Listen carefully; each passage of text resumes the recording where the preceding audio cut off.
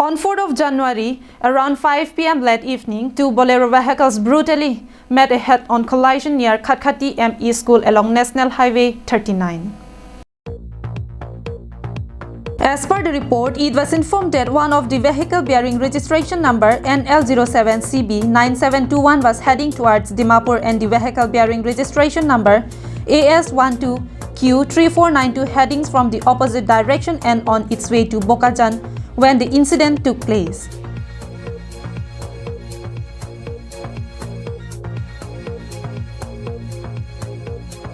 No loss of life had been reported so far. Locals informed that the victims of the incidents were immediately taken to Nikos Hospital, Dimapur. Bokajan police reached the spot and sprang into action, taking all the necessary steps following legal procedures. Anante Rang's report from Bokajan for Karbi Anglong Live.